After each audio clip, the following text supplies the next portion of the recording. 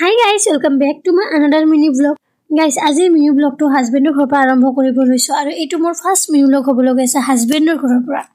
বহুত বেছি নাৰ্ভাছ মই কাৰণ তাত গৈ যে মই ভিডিঅ' কৰিম সেইটো কেতিয়াও ভবা নাছিলো। গাইস আমি গৈছিলো প্ৰগ্ৰাম এটা চাবলৈ আৰু আহাৰ সময়ত হৈছিলে 12:40 মান আৰু ইমান ৰাতি কেন আহাৰ সময়ত এটা দোকান খোলা পালো আৰু তাতে বিকি আছিলে গৰম গৰম ভকা পিঠা আৰু এই ঠাণ্ডাত যদি ভকা পিঠা খাবলৈ পাও আৰু কি লাগে নহয়নে বাৰু। তাতে ৰঙা চাহো বিকি আছিলে আৰু ভাবিছিলো যে তাতেই গৰম গৰম পিঠাৰ লগত খাই দিম বাট আমাৰ এটা বুঢ়া আছে তেওঁ হেনো আমাক বেলৰ চাহ বনাই খুৱাব সো ঘৰলৈ লৈ গুচি আহিলো আৰু মই বেলৰ চাহ প্ৰথমবাৰ ট্ৰাই কৰিলো দেই মোৰ এক্সপেক্টেশন আছিল যে কেনেকুৱা বা লাগিব বাট ইমান বেছি ভাল লাগিলে ন খাবলৈ আৰু গৰম গৰম পিঠাৰ লগত যদি বেলৰ চাহ একাপ হৈ যায় আৰু কি লাগে ন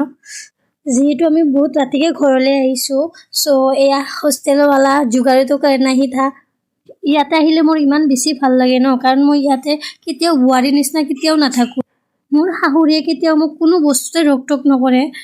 আমি যদি ঘৰলৈ যাওঁ ন আৰু তাতে যদি কিবা প্ৰগ্ৰাম হৈ আছে ৰাতি 8টা বজাতে নহক আমি প্ৰগ্ৰাম চাব যামেই